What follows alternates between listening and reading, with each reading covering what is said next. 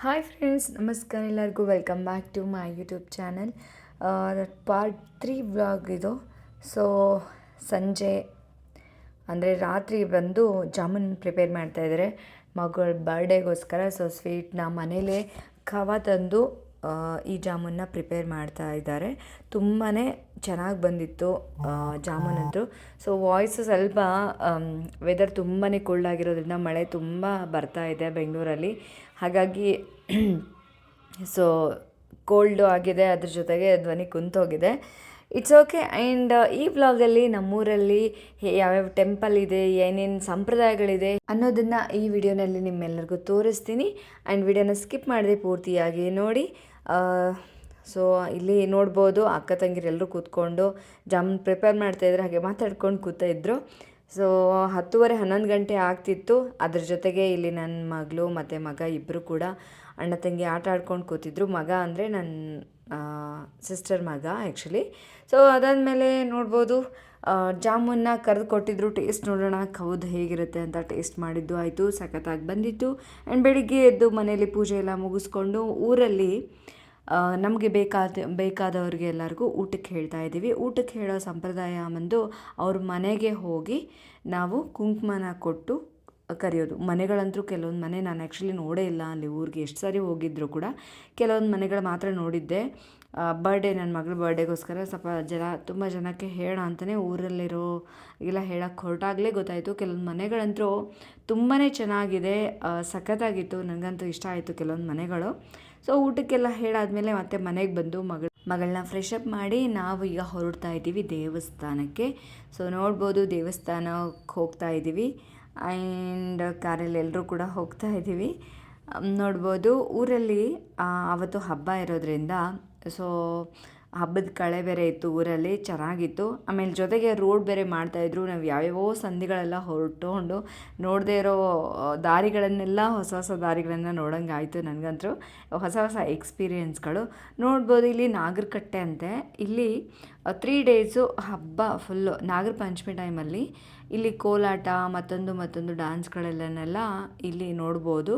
ಈ ನಾಗರಕಟ್ಟೆಯಲ್ಲಿ ಕೆಲವೊಂದು ಕಾರ್ಯಕ್ರಮಗಳನ್ನು ಇಟ್ಕೊಂಡಿರ್ತಾರೆ. ಹಾಗೆ 3 ದಿನ ಕೂಡ ಪ್ರಸಾದನ ಬಂದು ನಾವು ಸ್ವೀಕಾರ ಮಾಡ್ಬೋದು.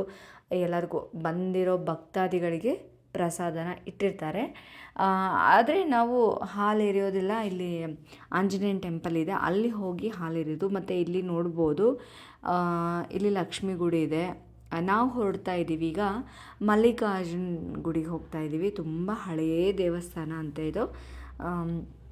ಸ್ಟಾರ್ಟಿಂಗ್ ನಾನು ಮದುವೆ ಆಗಿ ಬಂದಾಗ ಹೋಗಿದ್ವಿ, ಬಟ್ ಆವಾಗ ಇಷ್ಟೊಂದು ಇಂಪ್ರೂವ್ಮೆಂಟ್ ಮಾಡಿರಲಿಲ್ಲ. ಈಗ ಕನ್ಸ್ಟ್ರಕ್ಷನ್ ನಡೀತಾ ಇದೆ, ನೋಡ್ಬೋದು.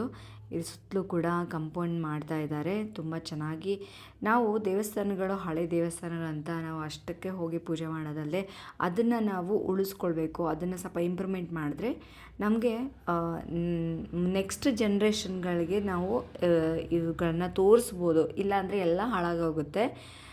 ತುಂಬಾ ಹಳೆಯ ದೇವಸ್ಥಾನ ಅಂತೆ. ಸೊ ಚೆನ್ನಾಗಿತ್ತು. ಈ ಕಡೆ ಸಪ್ರೇಟಾಗಿ ಇಲ್ಲಿ ಕಟ್ಟಿದ್ದಾರೆ.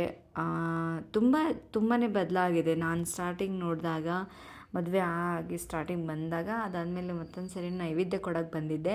ಅದಾದಮೇಲೆ ನಾನು ಇವತ್ತೇ ಬಂದಿದ್ದು. ತುಂಬ ಅಂದರೆ ಹಬ್ಬಕ್ಕದು ಹೋಗಿರ್ತೀವಿ, ಮನೇಲೇ ಪೂಜೆ ಅದು ಇದು ಅಂತ ಅದರಲ್ಲೇ ಬ್ಯುಸಿಯಾಗಿರ್ತೀವಿ. ನಾವು ಹೊರಗಡೆ ಹೋಗೋಕ್ಕೆ ಪುರ್ಸೊತ್ತೂ ಇರೋಲ್ಲ. ಬಟ್ ಅವತ್ತು ಶ್ರಾವಣ ಬೇರೆ ಅದಲ್ವ ಇವಾಗ. ಸೊ ದೇವಸ್ಥಾನಗಳಿಗೆ ಅದು ಸ್ಪೆಷಲ್ಲಾಗಿ ಮಲ್ಲಿಕಾರ್ಜುನ್ ಅಂದರೆ ಶಿವನ ಟೆಂಪಲ್ಲು. ಸೊ ಫುಲ್ ಜನಗಳು ಕೂಡ ಬರ್ತಾಯಿದ್ರು. ಸೊ ಅಲ್ಲಿ ಆರಾಮಾಗಿ ಕೂತ್ಕೊಂಡು ಬಿಲ್ವ ಪಾತ್ರೆನ ಅವರು ನೋಡಿ ಹಾಡ ಹೇಳ್ಕೊಂಡು ಆ್ಯಕ್ಚುಲಿ ಅಲ್ಲಿ ಅವರು ಬಿಲ್ವ ಪಾತ್ರೆನ ಏರಿಸ್ತಾಯಿದ್ರು. ಅದಾದಮೇಲೆ ಅವ್ರು ಹೋದ್ಮೇಲೆ ನಾವು ಕೂಡ ಪೂಜೆ ಮಾಡ್ತಾಯಿದ್ವಿ. ತುಂಬ ಚೆನ್ನಾಗಿ ಅಲಂಕಾರ ಮಾಡಿದ್ರು. ಈ ಥರ ಕೂತ್ಕೊಂಡು ಪೂಜೆ ಮಾಡೋಕ್ಕೆ ನಮಗೆ ಈ ಬೆಂಗಳೂರಲ್ಲಿ ಸಿಗೋದಿಲ್ಲ. ಯಾಕಂದರೆ ಗರ್ಭಗುಡಿ ದೇವ್ರಿರ್ತಾನೆ, ನಾವು ತುಂಬಾ ದೂರ ಇರ್ತೀವಿ, ಅಷ್ಟೊಂದು ಡಿಫ್ರೆನ್ಸ್ ಇರುತ್ತೆ. ಬಟ್ ಊರಲ್ಲಿ ಏನು ಗೊತ್ತಾ, ನಮಗೆ ನಾವು ಆ್ಯಕ್ಚುಲಿ ಅಂದರೆ ಮಡಿ ಮೈಲಿಗೆ ಇರಬೇಕು ದೇವಸ್ಥಾನ. ಇಲ್ಲಿ ಯಾರ್ಯಾರೋ ಬರ್ತಾರೆ, ಎಲ್ಲಿಂದೆಲ್ಲಿಂದೋ ಬರ್ತಾರೆ ಅಂತ ಮೋಸ್ಟ್ಲಿ ಬಿಡೋದಿಲ್ಲ ಅಂತ ಅನಿಸುತ್ತೆ. ಬಟ್ ಊರಲ್ಲಿ ನಮ್ಗೆ ಗೊತ್ತಿರುತ್ತೆ ಹಬ್ಬ ಶ್ರಾವಣ ಅಂತ ಅಂದಾಕ್ಷಣ ಮಡಿ ಮೈಲಿಗೆಲ್ಲ ಮಾಡಿರ್ತೀವಿ, ಮನೆಯೆಲ್ಲ ಸ್ವಚ್ಛ ಮಾಡಿರ್ತೀವಿ. ಸೊ ನಾವು ಗರ್ಭಗುಡಿಗೆ ಹೋಗಿ ಆರಾಮಾಗಿ ದೇವರಿಗೆ ನಾವೇ ಪೂಜೆ ಮಾಡ್ಬೋದು, ಆರತಿ ಮಾಡ್ಬೋದು, ಬಿಲ್ಲಪತ್ರೆನ ಏರಿಸ್ಬೋದು. ಅದೊಂಥರ ಮನಸ್ಸಿಗೆ ನೆಮ್ಮದಿಯಾಗಿರುತ್ತೆ, ತುಂಬ ಚೆನ್ನಾಗಿರುತ್ತೆ. ಸೊ ದೇವರಿಗೆ ನಾವು ಅಲಂಕಾರ ಮಾಡಿದ್ದಾಯಿತು. ಅಲಂಕಾರ ಆಲ್ರೆಡಿ ಮಾಡಿದ್ರು, ನಾವು ತಂದಿರೋ ಹೂವು ಮತ್ತು ಬಿಲ್ಲಪತ್ರೆನ ಎಲ್ಲ ಏರಿಸಾಯಿತು. ಅದಾದಮೇಲೆ ಹಾಗೆ ಮುಂದೆ ಬರ್ತಾ ಇಲ್ಲಿ ಗಣಪತಿ ಗುಡಿ ಇದೆ. ಬಟ್ ಇಲ್ಲಿನ ಸಂಪ್ರದಾಯ ಏನಂದರೆ ಫಸ್ಟು ಮಲ್ಲಿಕಾರ್ಜುನ ಗುಡಿಗೆ ಹೋಗಿ ಬರ್ತಾ ಈ ಒಂದು ಡೊಳ್ಳು ಗಣಪತಿಗೆ ಹೋಗ್ತಾರಂತೆ. ಬಟ್ ಆ್ಯಕ್ಚುಲಿ ಫಸ್ಟಿಗೆ ನಾವು ಇಲ್ಲಿ ಗಣಪತಿನ ದರ್ಶನ ಮಾಡಿಕೊಂಡು ಹೋಗೋದು ಒಳ್ಳೆಯದು ಅಂತ ಅನಿಸುತ್ತೆ. ಬಟ್ ಇಲ್ಲಿ ಊರಲ್ಲಿ ಸಂಪ್ರದಾಯ ಬಂದು ಅಲ್ಲಿಗೆ ಹೋಗಿ ಬರುವಾಗ ಇಲ್ಲಿ ಹೋಗ್ತಾರಂತೆ. ನಾವು ಕೂಡ ಅಲ್ಲಿ ಹೋಗಿ ನಮಸ್ಕಾರ ಮಾಡಿಕೊಂಡು ಬರ್ತಾ ಹಾಗೆ ಸೆಲ್ಫಿ ಕೂಡ ತೊಗೊತಾ ಇದ್ವಿ, ನೋಡ್ಬೋದು ನೀವು. ವೆದರು ಮಳೆ ಬರೋ ಥರ ತುಂಬ ನೋಡಿ ಹೆಂಗಿದೆ ಅಂದರೆ ಮೋಡನೇ ಇತ್ತು, ಅಷ್ಟೊಂದು ಇದಿರಲಿಲ್ಲ. ಹೇಗಪ್ಪ ಮಾಡೋದು ಅಂತ ಅಂದ್ಕೊಂಡಿದ್ವಿ. ಮಧ್ಯಾಹ್ನನೇ ಬಂದು ಡೆಕೋರೇಷನ್ಗೆಲ್ಲ ರೆಡಿ ಮಾಡ್ತಾಯಿದ್ರು. ಮಳೆ ಬರಬಾರ್ದು ಅಂತಲೇ ದೇವ್ರ ಹತ್ರ ಕೇಳ್ಕೊತಾ ಇದ್ವಿ. ಈ ಕಡೆ ಇವರು ಡೆಕೋರೇಷನ್ ಮಾಡ್ತಾಯಿದ್ರು, ಆ ಕಡೆ ಹಿಂದ್ಗಡೆ ಮನೆಯಲ್ಲಿ ಚಪಾತಿನ ಮಾಡ್ತಿದ್ರು. ಬೆಳಿಗ್ಗೆ ಎಲ್ಲ ಅಡುಗೆ ಮಾಡಿ ಹೋಗಿದ್ದರು. ಈಗ ಬರೀ ಚಪಾತಿ ಒಂದು ಮಾಡೋದಿತ್ತು, ಬಿಸಿ ಬಿಸಿಯಾಗಿ ಊಟ ಟೈಮಲ್ಲೇ ಮಾಡಿದ್ರೆ ಆಯಿತು ಅಂತ ಬಿಸಿ ಬಿಸಿಯಾಗಿ ಚಪಾತಿನ ನೋಡ್ಬೋದು ಎಷ್ಟು ದೊಡ್ಡದಾಗಿ ಚಪಾತಿ ಮಾಡ್ತಿದ್ರು ಅಂತ. ತುಂಬ ಚೆನ್ನಾಗಿ ಚಪಾತಿನ ಪ್ರಿಪೇರ್ ಮಾಡ್ತಿದ್ರು ಆಂಟಿ. ಹಾಗೆ ಈ ಕಡೆ ಬಿಸಿ ಬಿಸಿ ಬಜ್ಜಿನೂ ಕೂಡ ಕರೆದು ರೆಡಿ ಮಾಡಿಟ್ಟಿದ್ರು. ಹಾಗೆ ಮೊಸರು ಬಜ್ಜಿ ಅಂದರೆ ಕೋಸಂಬರಿ, ಹಾಗೆ ಪಲಾವು, ಆಮೇಲೆ ಪನ್ನೀರ್ ಕರಿನ ರೆಡಿ ಮಾಡಿದ್ವಿ. ನಾನು ಮೊಬೈಲ್ ಆ್ಯಕ್ಚುಲಿ ವಿಡಿಯೋ ಮಾಡೋಕ್ಕೆ ಕೊಟ್ಟಿದ್ದೆ. ಸೊ ವಿಡಿಯೋನ ಈ ರೀತಿಯಾಗಿ ಕ್ಯಾಪ್ಚರ್ ಮಾಡಿದ್ದಾರೆ, ನೋಡ್ಬೋದು. ಈ ರೀತಿಯಾಗಿ ನಾವು ನನ್ನ ಮಗಳ ಬರ್ಡೇಗೆ ಡೆಕೋರೇಟ್ ಮಾಡಿದ್ವಿ.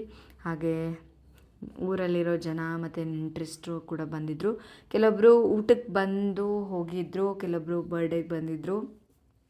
ಸ್ವಲ್ಪ ಮಳೆ ಹನಿನೂ ಕೂಡ ಬರೋಕ್ಕೆ ಸ್ಟಾರ್ಟ್ ಆಗ್ತಿತ್ತು ಅಂತ ನಾವು 4:30-5 ಗಂಟೆಗೆಲ್ಲ ಬರ್ಡೇನ ಸ್ಟಾರ್ಟ್ ಮಾಡಿದ್ವಿ. ಊಟಕ್ಕೆ ಬರೋರು ಕೂಡ ಬರ್ಡೇನ ಮುಗಿಸ್ಕೊಂಡು ಊಟ ಮಾಡ್ಕೊಂಡು ಹೋದರು.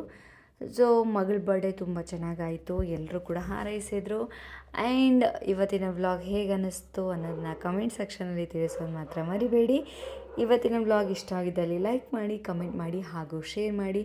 ಮತ್ತೊಂದು ವ್ಲಾಗ್ ಜೊತೆ ನಿಮ್ಮೆಲ್ಲರನ್ನ ಭೇಟಿ ಆಗ್ತೀನಿ. ಅಲ್ಲಿವರೆಗೂ bye and take care. Thank you.